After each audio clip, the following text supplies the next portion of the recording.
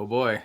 Oh boy, let's go. This is gonna be a wild one, folks. We tried something we've never done before. I don't think we've ever seen anyone else do it before. So maybe we're innovators, or maybe we're just a bunch of goofballs who kind of mucked this up. But anyways, we're gonna have some fun, folks. If you've watched Rebel Moon, and if you haven't watched Rebel Moon, I don't think you're gonna be too lost, because I'm gonna be totally lost. We did a very different spin on this review, so strap in and get ready. Rob, what exactly did we do on this? Well, first of all, we have to introduce everybody. Hey, thanks for tuning in. This is the Heroes World Sidekick Show. Myself, Rob Gaudette, John Ho, and Stu Pay. And obviously, we are recording this. We are not live. It's the holidays, and we're taking some time off to celebrate the holidays with our friends and family. So hopefully, you out there, if you're listening, if you're watching on YouTube or listening to us through your favorite audio platform, podcast choice, you have had a great Christmas season and a happy New Year, fellas. Did you guys? We've only passed Christmas. We haven't. New Year's is a couple days away. Did you both enjoy your Christmas festivities? Yeah, yeah. I watched Top Gun Maverick on Christmas Day. Okay, and I haven't watched it since it hit theaters. Right. And I was pretty thoroughly entertained, and I actually want to fire it up again on Christmas Day. But I decided to participate in our little experiment here. Okay. So, how about you guys? I know you hosted, Rob. So yeah. How's that going for you? Well, it's good, but my son is unfortunately he's ill, so it's gotten worse as of Christmas Day. So the last few days he's been out of commission, in and out of feverish dreams and whatnot. So, but yeah, man, it was good. You know, it was a small gathering of it was only 8 of us. We're usually used to like 20 people. We have only 8, so it was all right. But you know what? I realized I think so Christmas landed on a Monday, and so work and school ended the Friday before, and then boom, you're into Christmas. I actually prefer when Christmas is midweek, because then the kids are done on Fridays. Most people are going to be done on the Friday before. You have a couple of days of lead up. Like, it builds up the excitement as opposed to just jumping right into it. So, Stu, how about you? How was your Christmas? It was good. Thank you for asking. I was able to watch the final season 12 of Letterkenny and watch that show come down to the end. So that was an enjoyable experience. And then I restarted to watch Star Trek, the Voyager spinoff, or Prodigy. So I should watch that because it's on Netflix and the new season's coming out. And I'm like, I haven't had a chance to watch it. We had a large, I guess, debate with the gatherings about what the good shows of this year was, and I had said, if you haven't watched Star Trek: Strange New Worlds, you should be on it. So someone suggested I should watch Prodigy, and against my better judgment, I started, and here I am. So it's going. Hey, so you know what's really funny? Okay, so we talked about our favorite new shows and movies in a couple podcasts ago, so you can definitely go check that out in our feed if you haven't seen it yet. But there's so many new shows that I have to get to. But you know what I've done? Because I'm working over the holidays here, I've had Lost on in the background, and now I'm completely hooked into it again, right? Because I love that series. I was gonna say you're completely lost. I'm on season 2, and the first episode, Stu, Anson Mount, Captain Pike, is in it, and it never dawned on, and he's only in it as a cameo type thing. But I was like, holy crap. How old is Lost now? Since its heyday, since Lost heyday, how long has it been? It's 20 years. Yeah, holy Jesus. But hey man, just watch Hell on Wheels. That's the definitive Anson Mount show before Star Trek. So that's where we don't talk about how it was Black Bolt, but that's I don't know situation. I'll also tell what over the holidays I watched 2 movies, and I took one for the team guys, and so you don't have to. One, I saw Family Plan, Mark Wahlberg, on Apple TV Plus. I would avoid that like the plague, if all possible. As well, No Hard Feelings with Jennifer Lawrence. I thought, my son, my wife, and I were like, let's sit down, let's watch a kind of a fun movie, because he's not too well. He wanted to watch a comedy. Not appropriate, Rob. I don't know what you're doing. I know. Most people don't. That being said, it's just not funny. Did you watch the whole thing? Do you not hit eject at some point? And just go. No. Because it's the age of streaming, right, Stu? I've often just you have commitment and exit, right? Problem. Yeah. No, I have. I don't want to waste my time.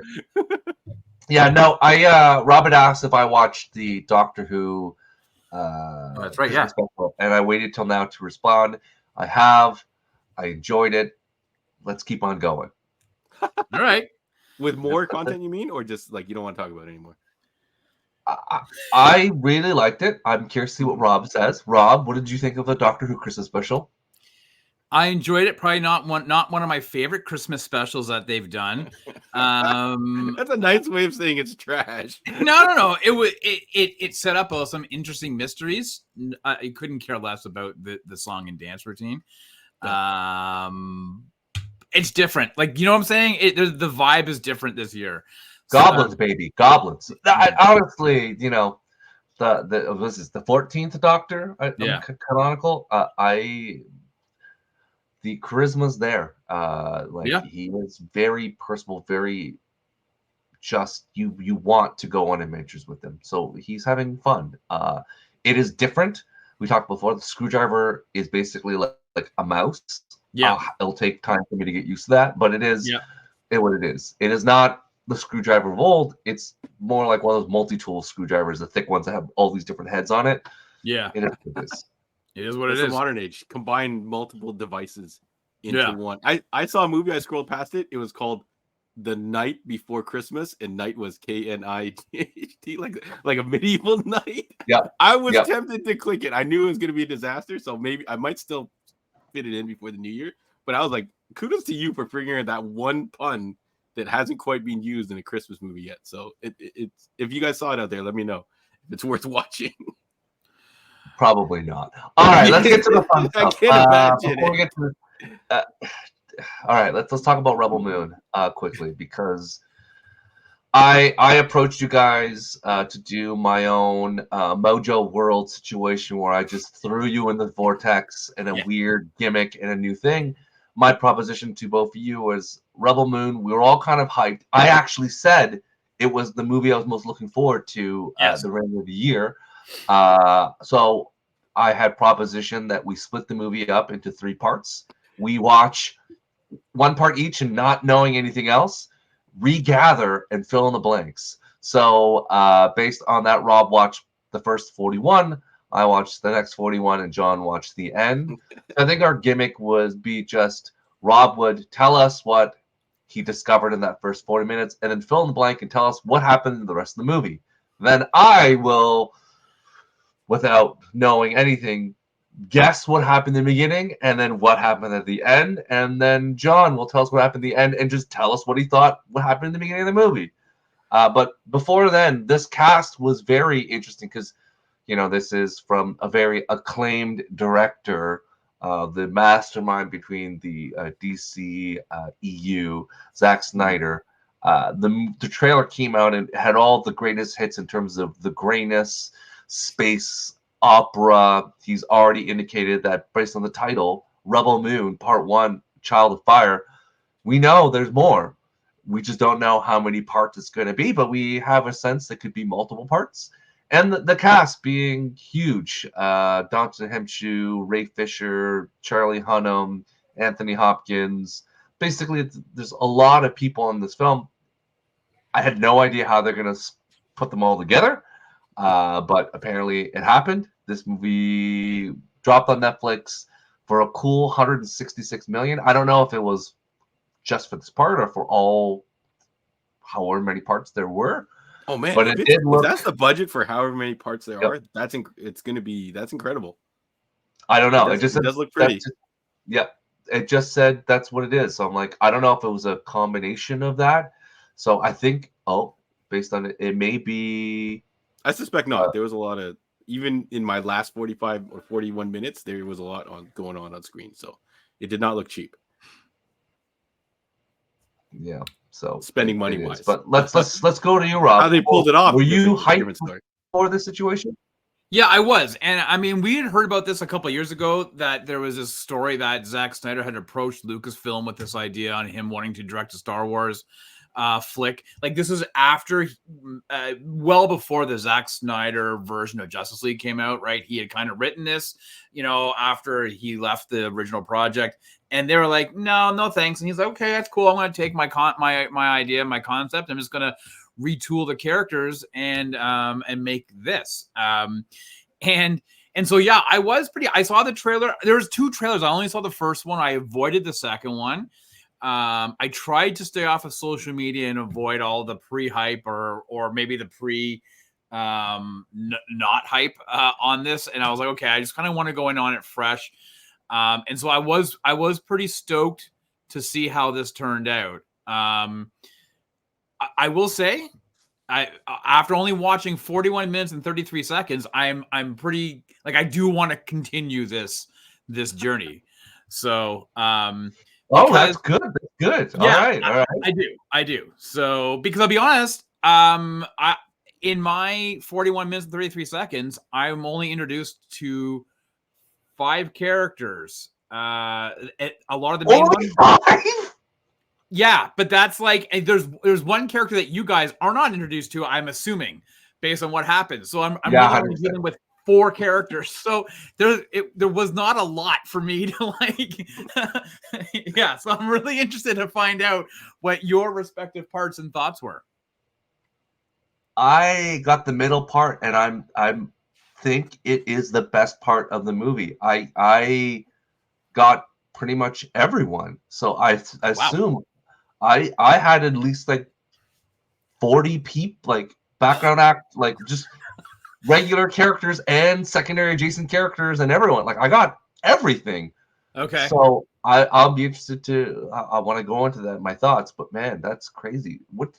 How many people did you get, John? You got everyone else at the end. You got all the. I don't know how many. I feel like I've got around the same amount of characters as Rob. I have a bunch of good guys. And it looks like a main bad guy. John, okay. Were you excited? Were you excited, John, by watching this movie before the trailer? Did you care? Yeah. Okay. So hype level. I actually didn't watch any of the trailers or anything like that. So I went in completely blind. I saw a lot of this artwork. We got a poster if you're watching this on the visuals. Yeah. The posters and all the kind of visuals that they were dropping for it looked really incredible.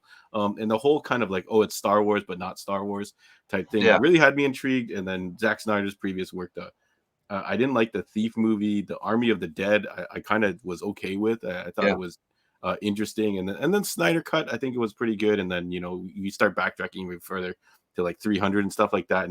And the one movie that everyone always brings up that I thought was trash and it was panned and critic wise, but everyone seems to love it, Sucker Punch. So I was like, I was hoping that maybe this was going to be a little surprise, but I like Rob was pretty hype. And then we saw it drop. I don't know if it dropped a theatrical release early or they released it to critics or something. And then it got smashed on Rotten Tomatoes and stuff like that. You saw some ratings from audience, but I don't know if they actually saw the movie. They were just rating it based off hype. Great point. Rob is at the point where he saw the first half, wants to see more. Yeah. I saw my half. I think I'm good. I think I would stop there and just wait till the next movie. For your part, would you want to go back to the beginning of the movie because you like the third part? On immediately wrapping it, I felt like I'm good. I don't want to watch this. But now that I think about it and the way I watch movies, and sometimes a lot of the movies when I go to rate them, the ending always lets me down. So now I've gotten past that part. I've seen the ending. I've seen what happens to characters. There's no kind of suspense or kind of worry on what's happening to these things. I might actually more enjoy the beginning. So I wonder if I'm going to continue this, because I don't know if you've ever talked to those people. There's every once in a while, there's some people you talk to and they're like, when I read a book, I go straight to the last chapter and read it. And then I go back. Right. Oh, so yeah. Maybe I'm one of those people with movies, because every movie I feel like whenever I have a problem with it, it's because the ending doesn't live up to the ramp up. So immediately I thought, hey, I'm done. This was not quite for me, but I'm going in with the last 40 minutes. I know nothing of what's going on. Okay. I don't care for any of these characters, but maybe this sets me up for watching the beginning again. So I think I am going to go and fire this up after we discuss it. Okay. Now that we know what we know, because I feel like, without spoiling, I had the best 41 minutes that I could ever have. I think the movie is fantastic. My 41 minutes. I'm just gonna say it right now. Wow, My 41 minutes was the best. I would rewatch my 41 minutes again. Mm-hmm. Any time of the week. I'm like, cool. This is good. I think it's gonna be interesting as we kind of go through this exercise because I'm not gonna like I really enjoyed my 40. Like I'm not gonna lie, 41 minutes was awesome. I don't think if I was to watch the beginning and the end 41s, I would enjoy this movie. But my 41 was fantastic. Okay. So Rob, let's go to you because for people that are on the fence, Rob, tell us what the hell happened in the first 41 minutes. Are we doing spoilers or no? At this point, okay, you know what? Let's say, Rob, based on your 41 minutes, would you recommend people watch this movie? Yes. John, based on your 41 minutes, would you make people watch this movie? Based on only my 41 minutes, no. Based on only watching the 41 minutes for me, yes. But the other ones probably no. So if someone said try to watch the movie, I would say just watch 41 from 41 38 or 33 onwards, and then watch 41 minutes and then turn it off. All right. I think Rob couldn't do that. I'm surprised Rob participated in this. I feel like he actually watched the whole movie, and he's I didn't. He's lying right now. No, swear to God, no, I didn't. No. Okay, all right. Rob, tell us what's going on. Okay, because I have an idea of what. Wait, Rob, you do want to watch the end of this? Yeah. Do you want to watch the end of this? So should we keep it spoiler light towards the ending? Because I've got a lot of like stuff that happens in my part. Well, he's gonna hear my part too, so it doesn't matter. Yeah, I'll still watch it. Yeah. Okay. So guys, yeah, you might as well put the spoiler word. Okay.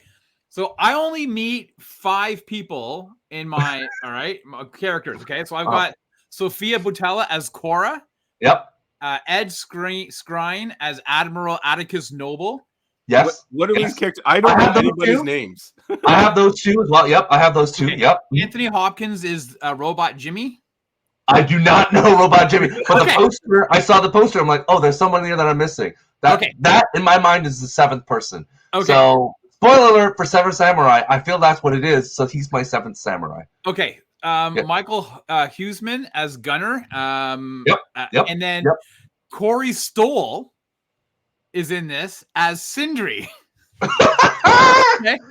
I'm going to start off that it's the comparison to Star Wars is whatever. There's no scroll, but there is a voiceover. And so when I knew that Anthony Hopkins was in this movie, but I had no idea in what character, and then he does the voiceover at the beginning. And so I was like, oh, okay, they're just using him as VO. Okay, so but I didn't catch everything he said, so just bear with me. But this is what I wrote, okay? I'm going to read you exactly.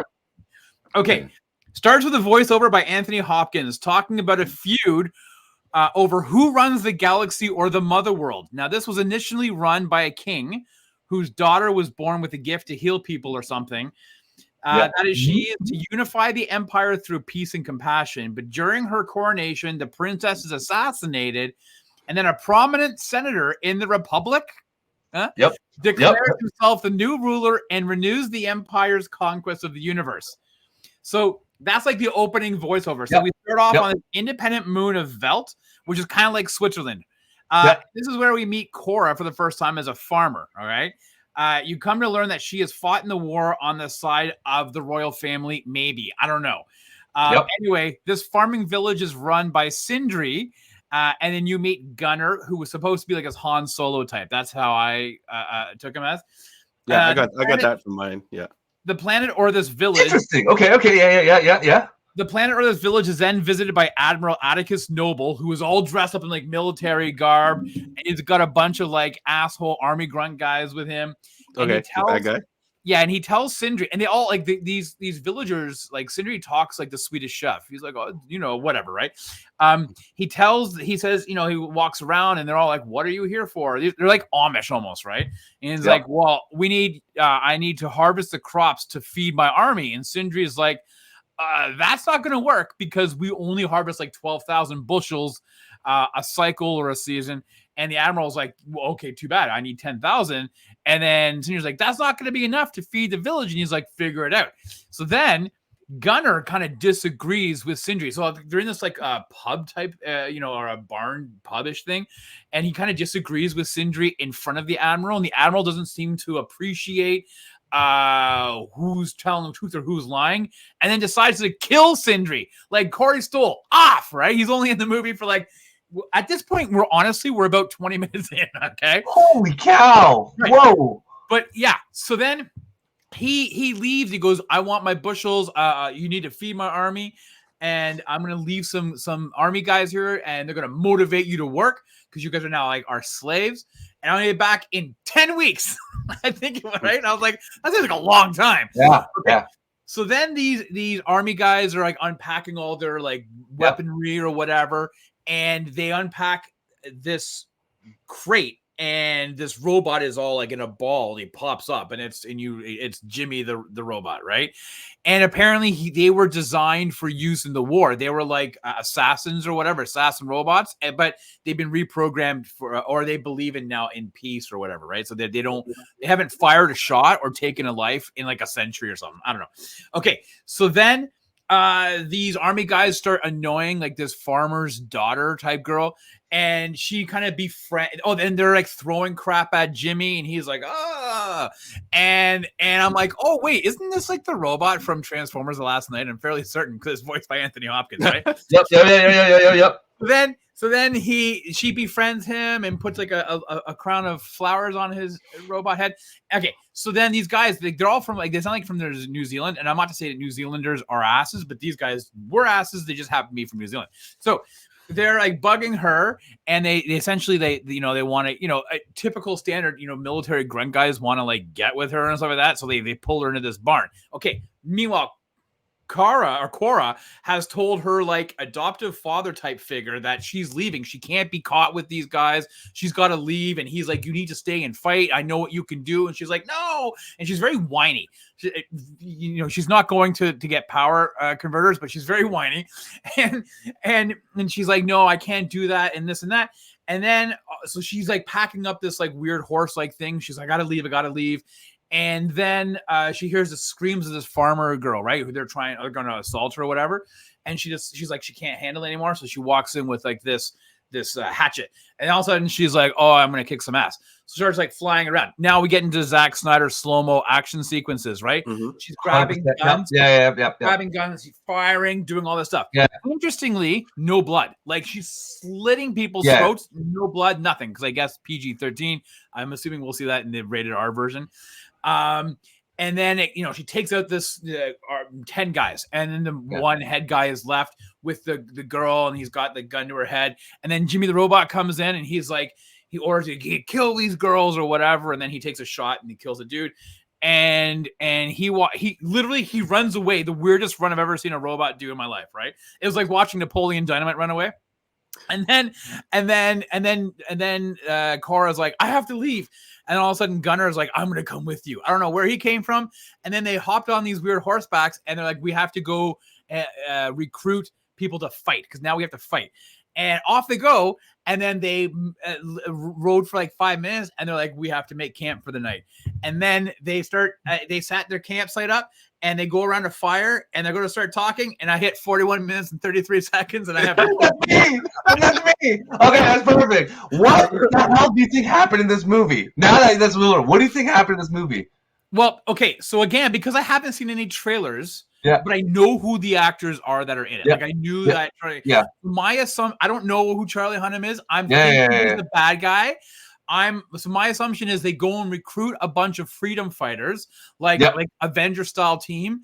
And they go and try to liberate this republic, this Velt, this moon of Velt, and then say, we have to make it our rebel now alliance or whatever has to now can't just be liberating the moon. Now we have to liberate the universe, and we have to get to the mother world and take down this who is he now? He's the prominent senator. He's a ruler, right? So Mysterious or whatever. Yeah, I don't know who he is. So that's perfect. My assumption. I'm assuming that is the second movie that comes out in April. But so okay. So I feel very really hyped up about this because I thought this was a okay. So my 41 minutes is truly the best part.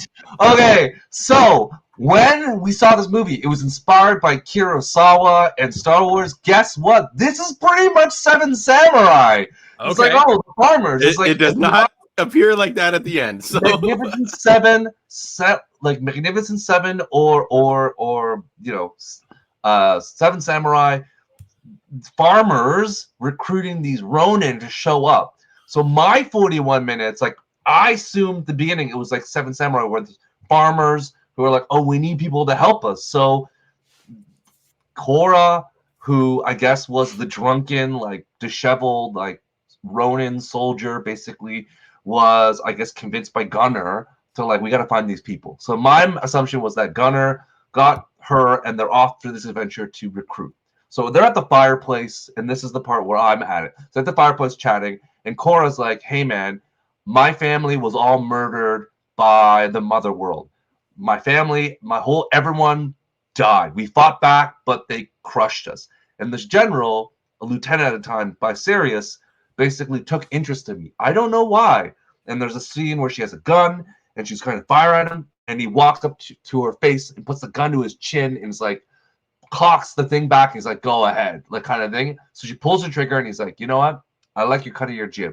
He adopts this girl and makes her like his own daughter.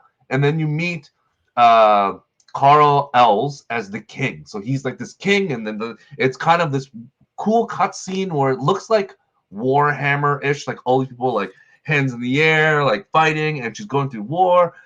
She describes that she's been trained in military, all this stuff, and like they were told to like fall in love with people around them, so they have something to fight for. Her lover gets killed, and she's going around and she climbs the ranks, so much so that she was tasked to protect the daughter of the king, who she watches turn this animal from the dead to life.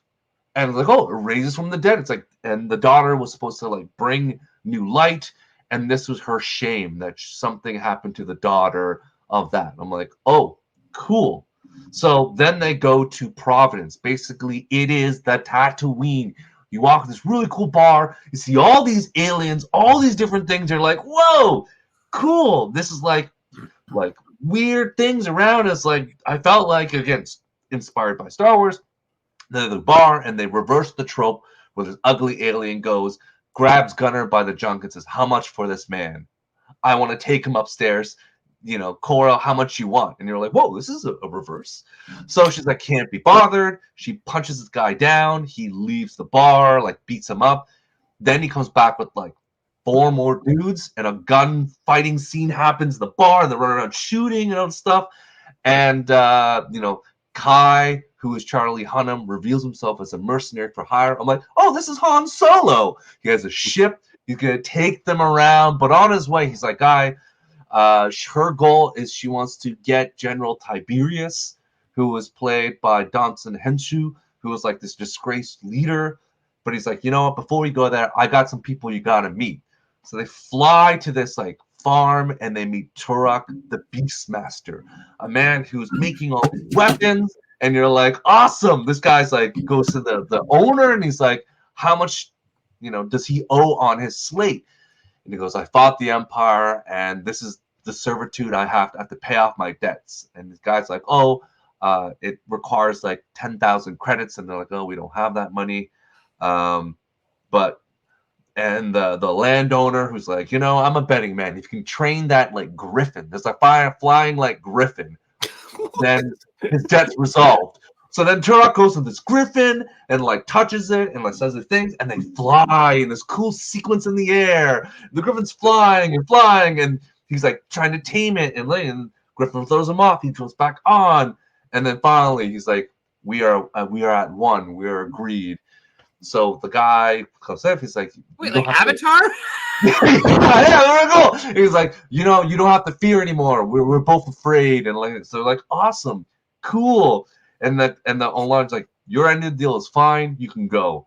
So as they walk away, of course, this landowner, like farm rancher, has been, of course, not treating the animals well. So as they go to the ship, as just like the other thing, like all the tropes. The guy's on this black griffin, like laughing and like, "Aha, it's mine."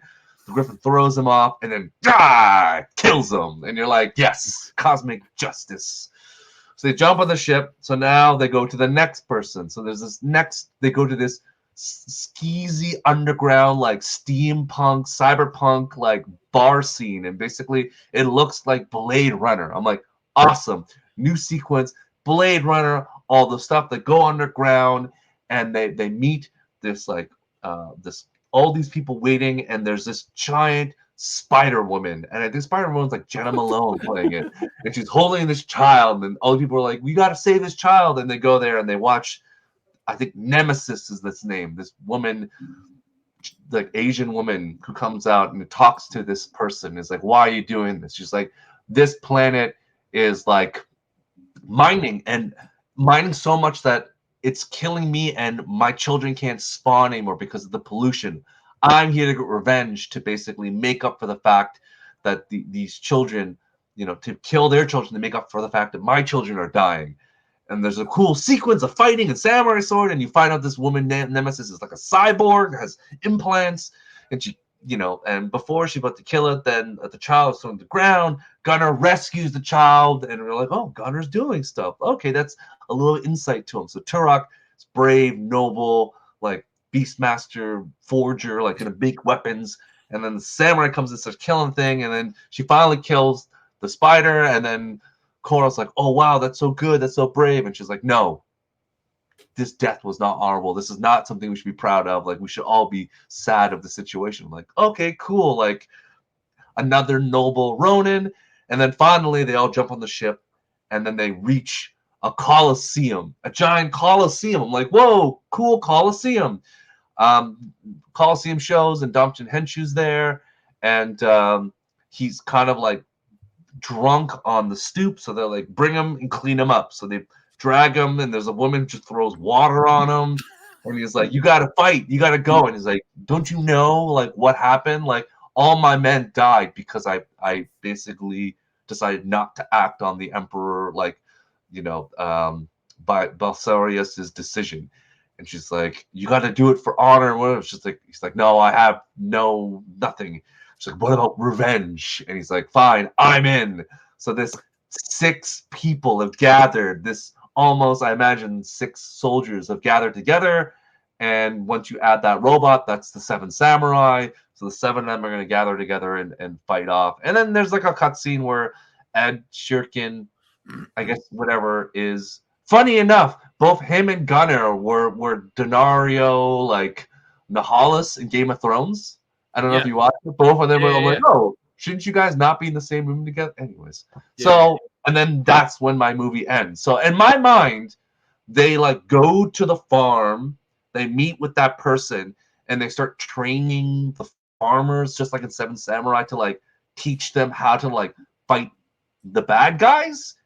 And like that's what I imagine, like it's gonna build up to like the skirmish where they do the like I assume like all those 80s thing, a montage of like them like helping the little kids and like fighting and like practicing and like they have a worksmith and Titus is there. So my thing is like the last 41 minutes is just building up to the fact that this force is coming. And then so again, all the action sequences, like I got to see like 5 different locations, backstory. I'm like, this is the greatest 41 minutes I've ever seen. Like, I don't want anything else. So like I got all the 6 people. I got the backstory of all the characters from Korra, and then it was magnificent. Wow. John. Yeah, man. I'm wondering if I maybe picked the wrong time or something. My part opens up with a guy getting tortured. I don't know if that happened. Oh, yeah. Okay. So, I forgot. So, that scene where they show up to the bar, that's the guy that got tortured. Like, it's like, that was our ride. So, they couldn't figure out who it is. That's why they met with Kai. Because they're like, oh, that was the guy that was supposed to tell us where the blood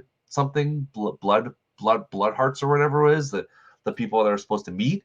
And he got taken away. So, I guess that's where it is. Like, he was supposed to be there, like, go-to person. Yeah, because it opens up and this guy is trapped in a contraption, and it's like it's like a walkie thing. Yeah. It's like some crate that transforms into like this futuristic torture device. Oh wait. before we start, tell us what you thought happened to me in this movie.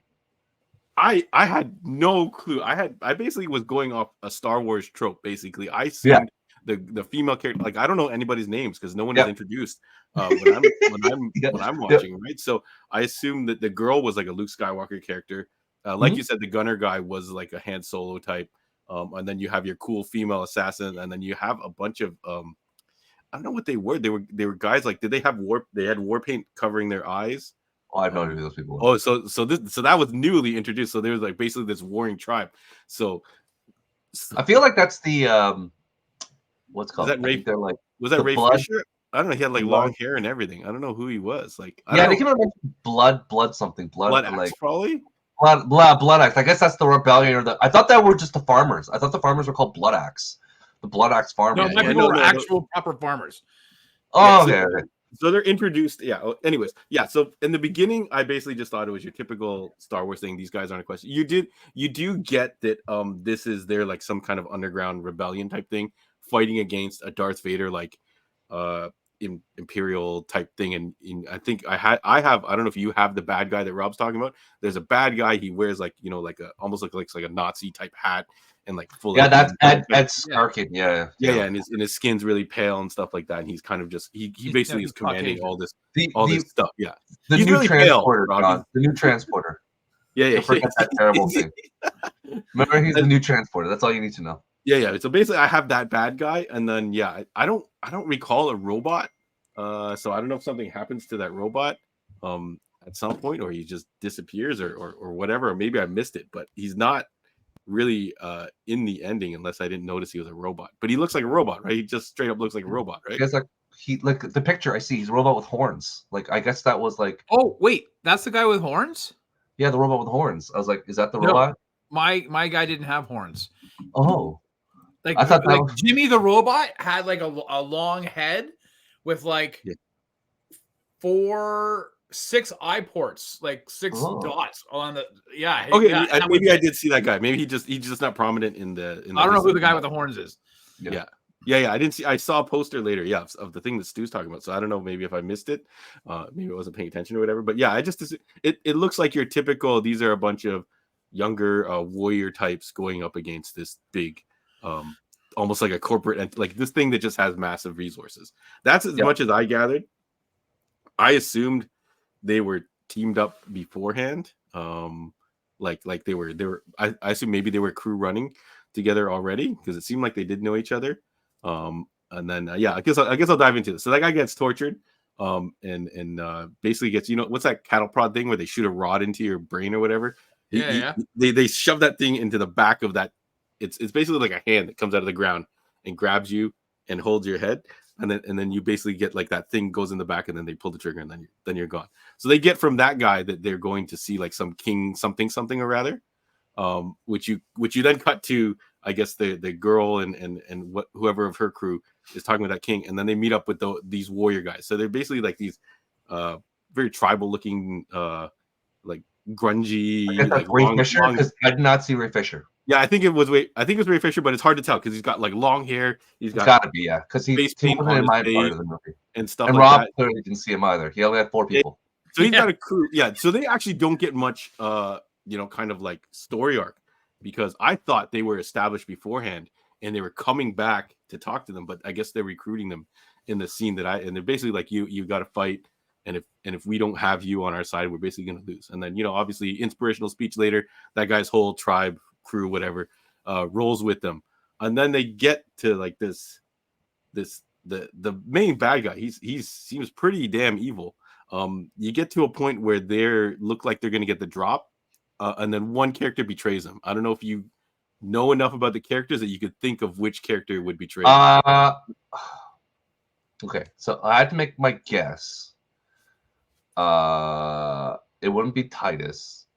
I feel like it's a toss-up between like Gunner and Charlie Hunnam's character, because those are like the quote unquote scoundrels.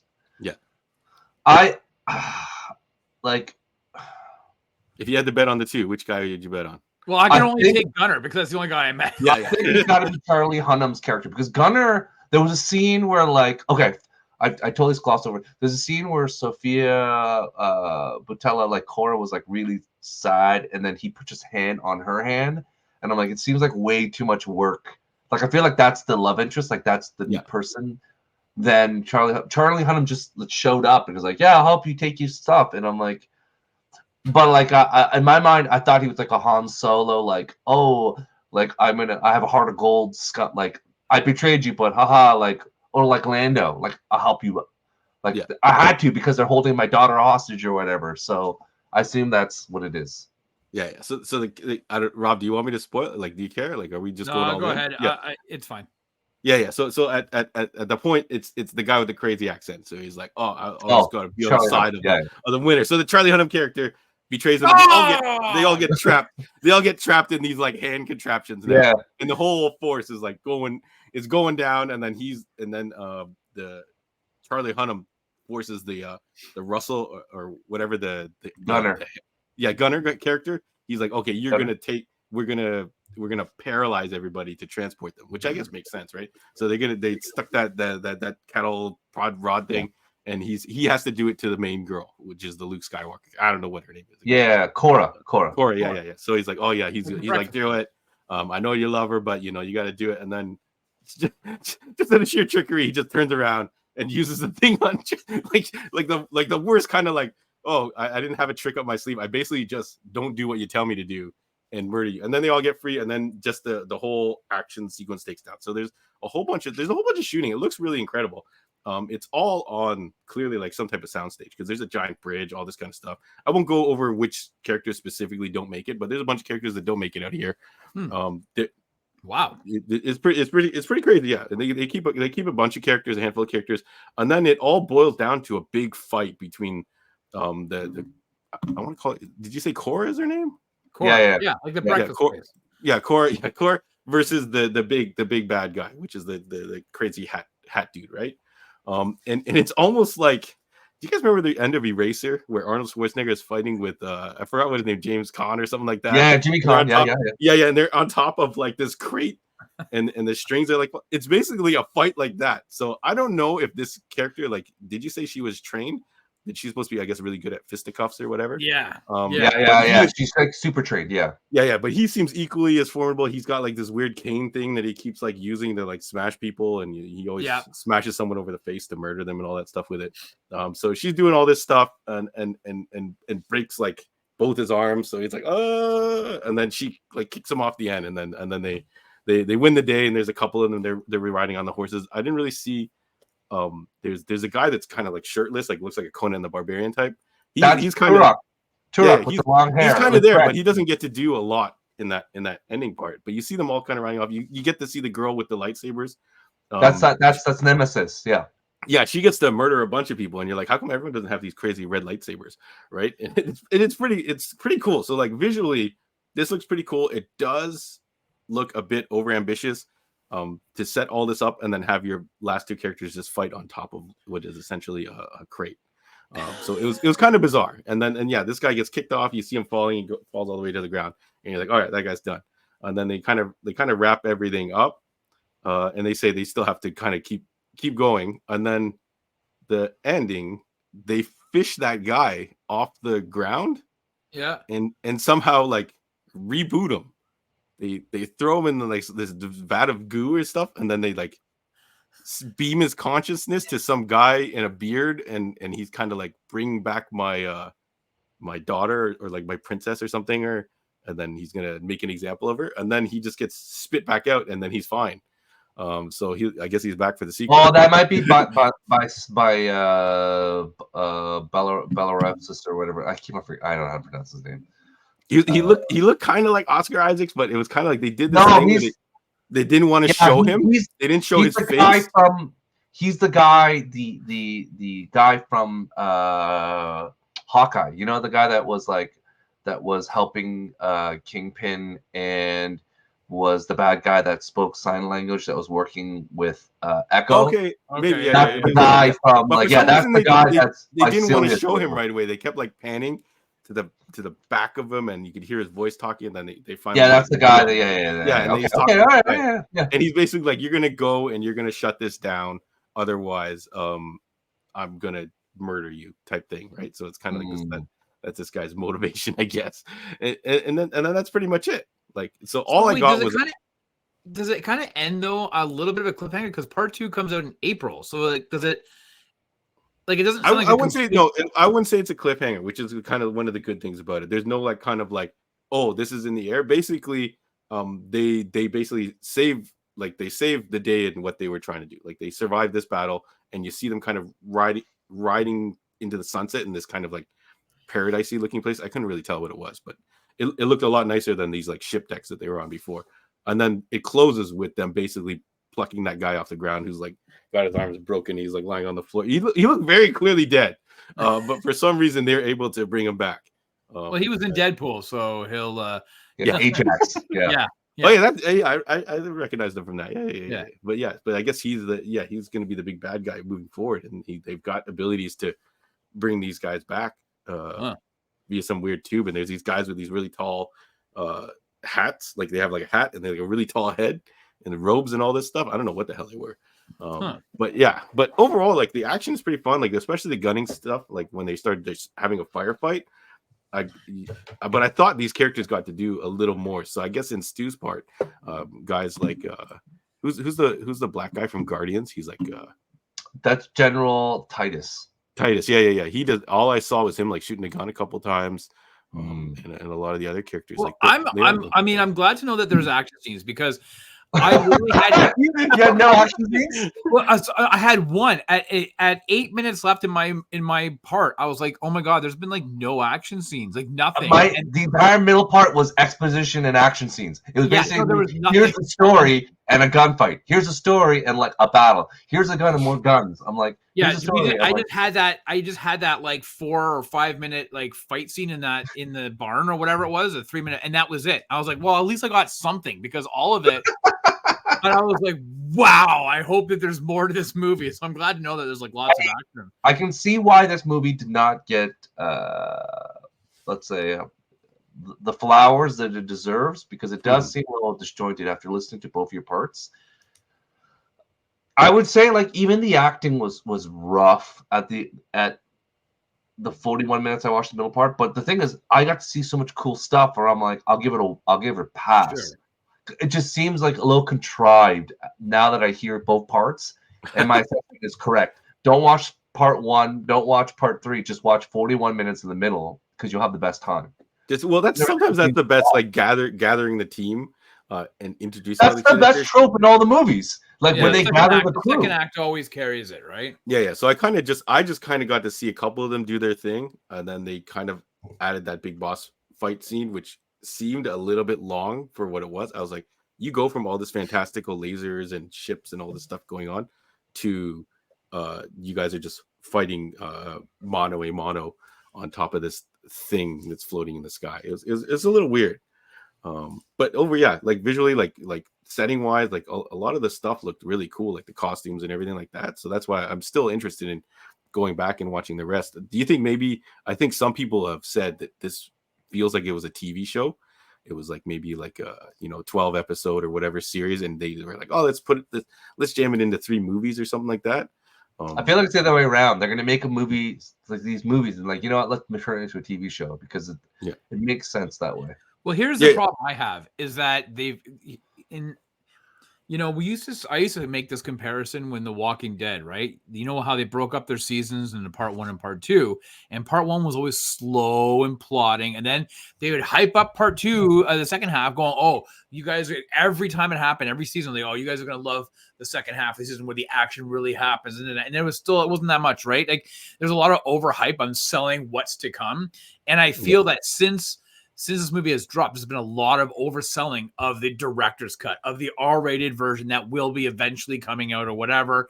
And I'm like, you know what? I understand. Like, I guess, like, then put both on. Do you know what I'm saying? Like, put both versions on and you can use your parental controls. If your teen has a teen account, they can watch the. No, you want to get those. You want to get those double. You want to double dip, man. But you suffer the wrath of getting this original cut destroyed critically, I guess.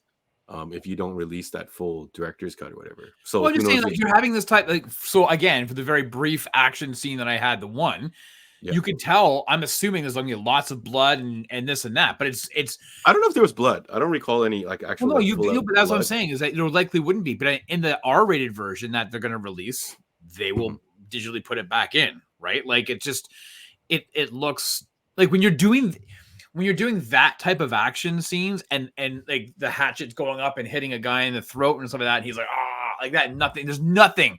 It's like, okay, obviously they've digitally removed it, right? Like they've taken it out to appease the PG-13 rating system, and I feel like that actually takes it away because you're expecting to see something like this happen. Like you don't shoot a scene on that angle specifically showing a guy holding his neck and then not show anything. Not show blood. Was Army of the Dead rated R? Like, was there lots of blood? Yeah, I think I don't recall. At the end of the day, this movie is what we talked about last week in our last review, Aquaman. This is a perfect turn in the background and just mute it. Like if you're at a Christmas gathering, holiday gathering, you need something in the background. Zack Snyder, visually speaking, that middle act, wow, it looks stunning. Like everything looks great. You just have to mute it, and it looked like that's it. I think once you remove the dialogue, it kind of has the same charm as Star Wars, the original ones, where it was just stiff dialogue. And unfortunately, it is what it is in terms of stiff dialogue. We just forgive it because we have multiple Jedis and lightsabers.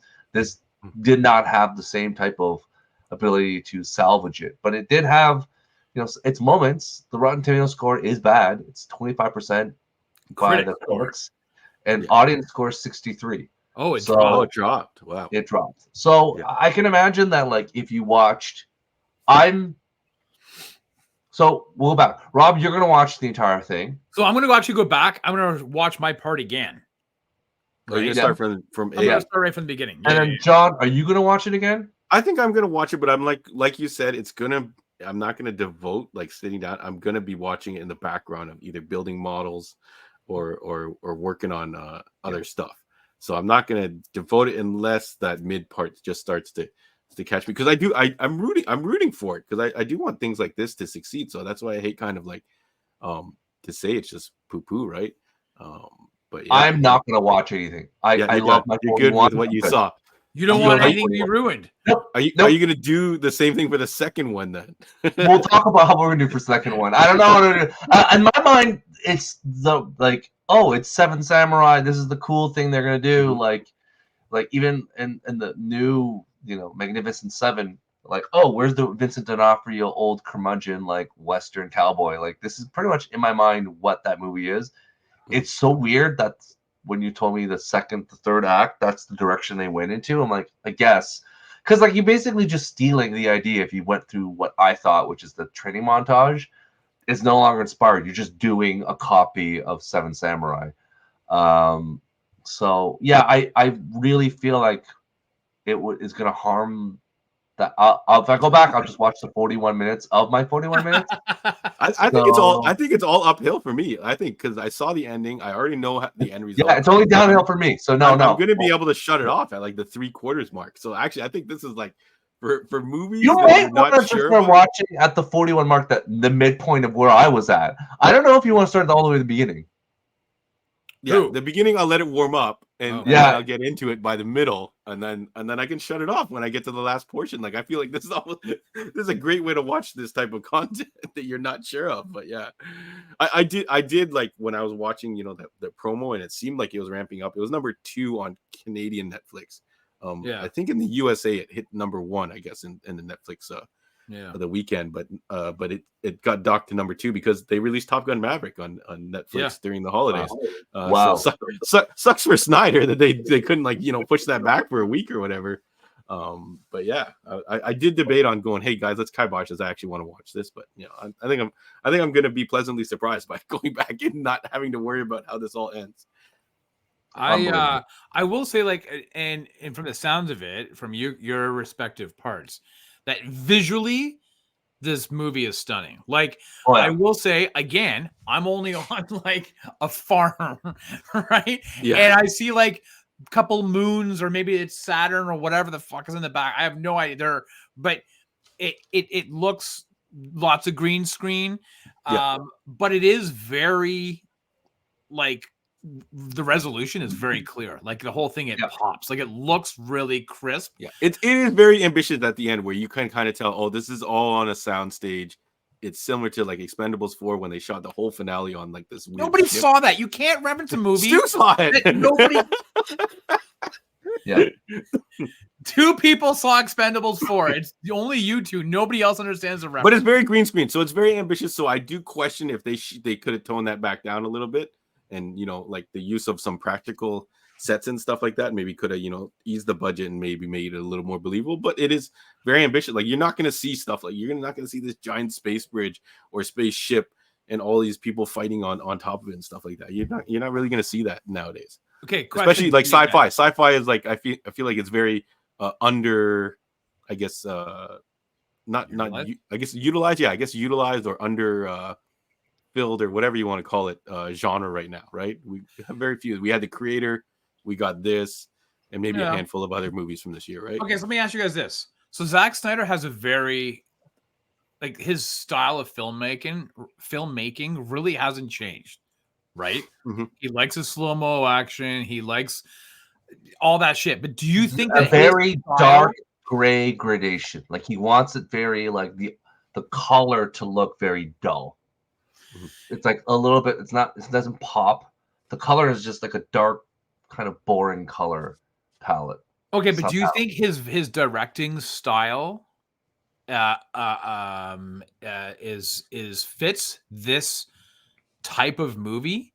Do you know what I'm saying? Or do you think if this movie was done by, like, say, a Colin Trevorrow or whatever, take another sci-fi action in sci-fi, like a Ridley Scott or whatever, do you think that this movie would have been better served by a different director helming it? Or do you think it just they go hand in hand? This is I don't know if you can throw Ridley Scott in there with Snyder, right? Snyder's no. I was like just a newer generation, right? Them. Yeah, he's like a newer generation. I think he does. I think he visually knows like his stuff, like the style, the design and characters and stuff. I think he just needs someone to step in there to help with the story and dialogue elements. So like, he excels at this other thing, but I feel like he needs, and I know nothing about this type of stuff, but I feel like his dialogue and the way that the story threads together, even hearing all your guys' parts, we haven't watched it all in one sitting, right? So, but knowing his other work, it's a similar situation where it's kind of like it doesn't all tie together, and you always feel like, oh, you need a director's cut. Oh, you need another 2 movies to go along with this, right? It shouldn't, like, a movie should be able to stand on its own in theory, right? Especially something like this. How great would it be if this was like like a New Hope or something like that, where it does stand on its own as a single, like, amazing movie, but it does have these threads that tie in. Like maybe he's just being a little too crazy. To be fair, his best movies are the ones where he did not write, and he just basically is lifting panels. 300, 300, was panel for panel what that was, as well as Watchmen, panel for panel. He is visually a great director in terms of just, I guess, the MTV music video shots. Yeah. But like from a director of building his own content, he suffers. Like Snyder Cut, I'd say is good, but it's also 3 hours, right? No, 4 hours. It suffers when the writing is poor, and unfortunately, he's suffered just like James Wan with Aquaman. Like visually speaking, like we talked about the last podcast, it looks wonderful, and I appreciate all the nuances and all the special effects and the creators that went to it. But the story was so bad that you can't dig your way out of it. It's over. So yeah, I don't care who. Scorsese cannot get himself out of this. Like, it's just poorly written, and it's bad. Well, the problem, I guess, though, then is that Zack Snyder wrote this, right? Yeah. So he's screenplay, I guess, written by him. So yeah, and 2 other people. So again, lightly written, sure. Okay, so here's the last question then. After our respective parts. Well, doesn't have to be the last question, but my last question to you guys. Respective parts that we've seen compared to Aquaman 2. Do you take your 41-minute and 33-second version of Rebel Moon, or do you take Aquaman 2? 41 minutes of Rebel Moon. Me too. I don't know. I know we crapped on Aquaman, but it moved. No, but like if I did the middle 41 of Aquaman, if we did pound for pound 41 Aquaman 41, I think I might do Aquaman 41 because I think that was the scenes of like him getting Orin, and that was the best part of the movie. It's the buddy comedy. Yeah, the buddy. My main issue is during that buddy comedy part is basically Jason Momoa just showed up to set being himself. Like it's like, hey, do you want to play Aquaman? Sure. Do you want to actually play Aquaman, or do you want to just be yourself? He's like, I'm just gonna be myself. And then they're like, hey, you want to wear the Aquaman costume, or you want to wear what you're wearing, or like wear your own clothes? I'll just wear my own clothes. Right. You want to wear what you're wearing now? He's like, yeah, I'll just show up. I'll show up and do this movie. And that's what it feels like for Aquaman. So at least Rebel Moon, like all these characters, the costumes, they played characters, right? Charlie Hunnam, his I don't know if that's his native accent or he jazzed it up. He's Australian. Yeah, it's a bit weird though because we're so used to his American accent. You're just like, what the hell, dude? No, isn't he English? I think he's got like a British accent or something like that. Yeah, I think he's British. Yeah. So it's kind of like his accent didn't sound quite because from the parts that I saw. Oh, yeah, you're right. Sorry, he's British, proper British. Newcastle. Yeah. So it's kind of weird. It's kind of weird to see him introduce a third accent. And I just watched Pacific Rim. I think right before I watched this too. So his accent, why it sounds so weird, it's because he's a Geordie. That's why. Yeah. So like the sea people have their own accent of the Newcastle folk. That's for those who know, they call them the Geordies. So they have a different type of twine.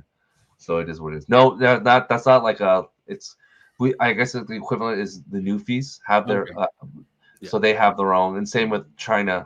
Cantonese people have their own twine compared to like the mainlanders who speak in Mandarin. So that's just the thing. So yeah, that's why he has kind of a weird accent, because Newcastle. He's not posh. Like when you talk to like someone from proper London, they have a different accent. It is what it is. But yeah, no, I would take 41 of Aquaman. Okay, but I'm asking, you saw the whole movie of Aquaman. No, that's not, because 41 minutes is way better use of my time of a movie that makes sense. Just based on time alone, like an hour 30 of Aquaman, 41 minutes of this, 41 minutes of this. So yeah. Well, I enjoyed this exercise, a movie in 3 parts. I thought it was really it was interesting. No disrespect to you guys if you guys really enjoyed this. We were just trying to have some fun with it. So it was I think it was quite. Hey man, I would say fun. Watch 41. My 41 middle part. Watch the middle. Basically, Stu says watch the middle part of the movie. So yeah, I don't know. I can't disagree or agree because I haven't seen it. I look forward to your report in the future when you watch the next 41 minutes and you're like, okay, do we now give it a score, like 10 divided by 3, and we each give it a score and add it up? Oh. So what do we do? 3.33? Rob, what do you give it out of? What do you give it out of 3.33? Well, Corey Stoll is pretty cool as a Swedish chef. I got to give it 2.5. 2.5. He has a great big beard. No, out of 3, because we're gonna add all our scores together, Stu. So he has to rate it out of 3.33. Yeah, repeating 3.33 infinite, right? That's way too generous. If that's your movie, you give it. That's really high, Rob. That's really high for that 41 minutes.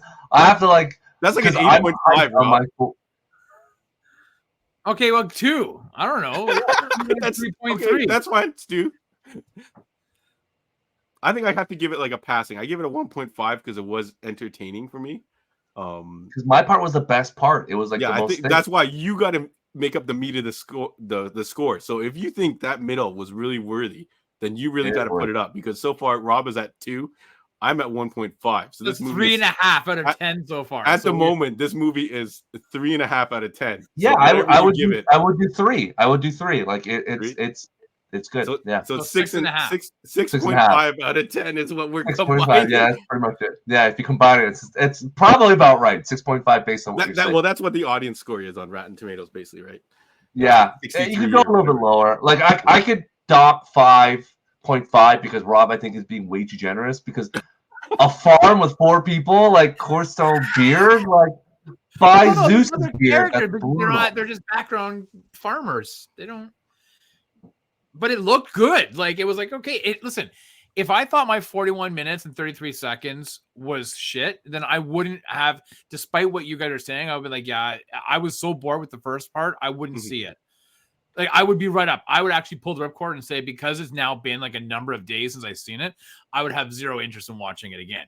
So that's why we did this review next week. I would have forgotten everything. I already feel like I forgot. I don't know what happened to that robot character, so I'm gonna go ahead to look that up. Well, I'm more interested in the fact of why he's gotta be in the end of the movie. Like, he's gotta be there, John. Like, he's this. In my mind, he was the 7th. So I'm like, okay. You know what, Stu? You and I actually have to now watch the end to compare to what the hell John told us. I probably leaving out large. A lot of Heineken the last few days. It is very it's literally very like it was fun to watch, but it's very forgettable. Like the ending, because and because of this exercise that I am not attached to any of those characters, right? Well, neither was I. Yeah. Okay, I still don't want to watch it. I'm happy with it. I'm happy knowing what it is. So all right, okay, I'm gonna watch the whole thing, Rob. So I'll let you know how I feel about the beginning. Well, let us know if you enjoyed this exercise of a movie in 3 parts. Obviously, we wouldn't do this at a movie that's dropping in theaters, but maybe we'll do it again for another. We debated on buying the ticket and swapping places. As the movie went along, but I look forward to watching the next of this double feature middle part, because I think it will still be good. All right, that might be the strategy though. You're strapped for time, and you just want to be able to talk about whatever the new movie is. You watch that middle chunk, and you can put together whatever happened at the beginning or the end. But in my mind, it's way better than what it turned out to be, because I had a montage of people training in the farm. Clearly, there was no Cobra Kai training whatsoever. Yeah, I was like a little kid. I was expecting, when you talk about that little kid, I'm like, oh, that little kid's doing the montage with like Charlie Hunnam and all these people in the next act. That did not happen. Nope. Because it happens in everything, even in freaking The Mandalorian, where they go to that little farm and they're like, did you think? I'm like, that was what the episode was going to be, and there was going to be that little kid that like learned from like that. Okay, well, there it is. All right, wrap this up. This is longer than our. All right, thank you very much, folks, for watching our bonkers Rebel Moon review. If you guys enjoyed the movie or disliked the movie, let us know in the comments what you thought. If you're looking forward to the next follow-up movie, if you think this is like one of those another Netflix, I guess, bomb, then let us know. And we're looking forward to seeing what the second one, because I don't think it has a trailer yet, right? No, it's got a placeholder. Was there a secret ending at the end of this movie, John? No, I think I look what you're asking, dude. Yeah, no, I scrolled through the credits to see if there was an ending. I don't know if the part where they pluck the guy off the floor is part of the end credits or if it's like the mid credits or whatever. But there was nothing. I scrolled all the way to the end to see if there was anything else. So yeah, because I'm not watching it. I'm done. I'm done from the next movie. He's done until the second one. That's too promise. All right. You just drops the mic and walks away. So thank you very much, everybody. Thank you, Rob. Thank you, Stu. We will see you guys again after the holidays. Hope you guys have a fantastic new year. And hope you guys have a great time. And we will see you guys on the next one. So peace out. Cheers.